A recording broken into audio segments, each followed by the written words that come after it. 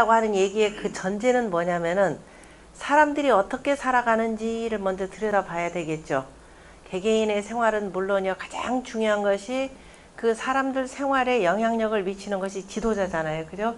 그럼 지도자들이 어떻게 사는지 그 모습을 보는 거예요. 그리고 사람의 심성이라는 것이 어떤 건지를 보고, 그래서 그 유학이라고 하는 것은 기본적으로 사람의 성품이라고 하는 것은 뭐라고 표현하냐면 선하다라고 이렇게 표현합니다. 그것도 공부했죠. 예, 왜냐하면 선지자인의 도를 그대로 따르는 것을 우리가 선이라 표현했으니까. 그래서 그대로 따라서 나온 그 이루어진 그것을 뭐라고 하냐면 우리가 성 이렇게 표현을 했었습니다. 그래서 사람의 성품은 선하다 이렇게 표현했었죠. 여기다 불선이다 뭐 악이다 이 개념은 들어설 수가 없습니다. 왜냐하면 사람이라고 하는 것 자체가 이 천지자인의 이치를 그대로 본받아서 생하고 장하고, 그죠? 그 다음에 가을이 되면 거두고 겨울이 되면 갈무리한다라고 하는 걸 그대로 따라서 나오기 때문에 그게 다 선할 수밖에 없는 거죠. 그렇게 잘 따라가야 되는데 간혹 여러 가지 그 상황 때문에 그러지 못하는 경우가 있습니다. 이른바 사람 쉽게 표현하자면 출세, 이른바 영달, 그죠? 이 부기 이거를 짰다 보니까 다른 사람 그죠? 제껴두고 자기가 다 독차지를 하려고 하다 보니까 그게 쌓이면 뭐냐면 불선함이 되는 거죠. 그러니까 선이 있고 난 뒤에 불선이요.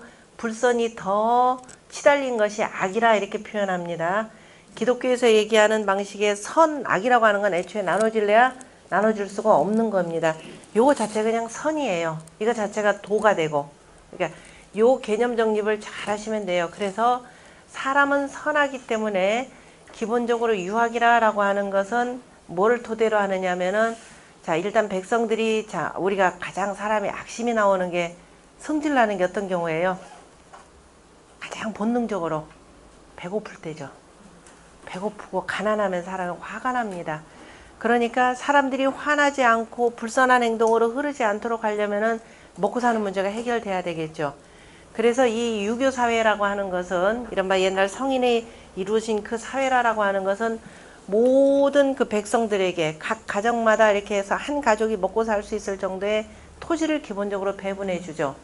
그 다음에 집이 기본적으로 제공이 됩니다. 그러니까 어쨌든 평생 살도록 사람으로서의 그 생활을 유지할 수 있도록 다 보장을 해주고, 그리고 뭐냐면 농한기가 되는 겨울에 별도의 교육을 하는 겁니다. 그래서 학교, 그 마을마다 뭐냐면 학교라고 하는 개념이 있죠. 이 학교라고 하는 것은 옛날 요순임금 시대 때부터 기본적으로 있었던 거예요. 요순임금과 하은주 3대 학이라는 것이 기본적으로 있고, 그 다음에 이제 시대별로 조금씩 이름이 달라지는데요. 그 이미 한 3000년 전에 학교라는 개념이 마을마다 쭉 있었던 겁니다. 이걸 통해서 사람들한테 자, 일륜지 도를 가리키는 거죠. 사람이라는 것이 어떻게 살아야 되는지 하는 것을 쭉 가리켰던 겁니다. 그래서 자, 그러면서 자, 부모에 대한 효도를 하는 것이요. 자, 그리고 사람과 서로 그 어른이 있으면 공경할 줄 알아야 되고, 나보다 더 어린 사람은 자애로움으로서 잘 돌봐줘야 되는 것이고, 이런 것들을 쭉 가리키는 거죠. 그러다가 이제 점점 나이가 들면서 한 15살쯤 되면 뭐 하느냐, 이제 조금 더 철학적인 공부를 하게 되는 거죠. 그것이 바로 천지자인의 이치가 되는 겁니다. 그래서 밑에 단계에서 이거 공부하고 그 다음에 윗 단계에서 이걸 공부하는 거죠. 이게 아주 오랜 옛날부터 황하문명권의 기본적인 철학입니다. 이제 지금 우리가 이 뜻글자를 잊어버리다 보니까 에이, 뜻글자는 참 가볍게들 얘기합니다. 중국 문자라 이렇게 표현합니다. 그 중국말이라 그래요. 이거는 기본적으로 황하문명권의 공통적인 문자입니다. 더더욱이 이 글자를 가만히 들여다보면 오히려 이 그 바닷가를 중심으로, 그러니까 중국 땅의 바닷가라고 하는 것은 우리가 얘기하는 황해가 되는 거죠. 중국 애들은 동해입니다. 우리는 황해가 돼요.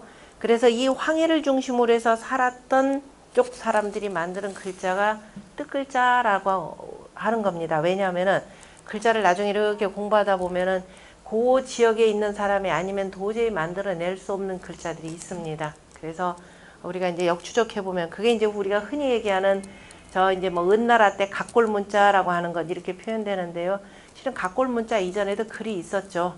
각골 문자라고 은나라 같은 경우는 동이족이었고, 그 다음에 이러한 이치를 만들어 썼던 사람이 우리가 보키시라라고 하는 분이고, 그분은 바로 동이족입니다. 그래서 이 동이족으로 면면하게 이어오는 계속 그런 문화기 때문에 요즘처럼 그냥 가볍게 중국 문자다 그런 거 뭐하러 배워. 아주 용감무쌍하게 아예 지도자들이 철폐를 해버렸죠. 한글 전용해가지고. 아마 천하에 이렇게 무지한 지도자들은 참 없었을 거예요. 물론 이제 뭐 복잡한 거 빨리빨리 치우고 쉽게 배우는 거 이렇게 공부하다 보니까 아마 어느 날 잘 살기는 한 것 같아요. 그죠? 이제 우리 부모 세대에 비해서 우리가 한 20년 전만 해도 이후 우리가 살고 있었던 한 20년 전, 그죠?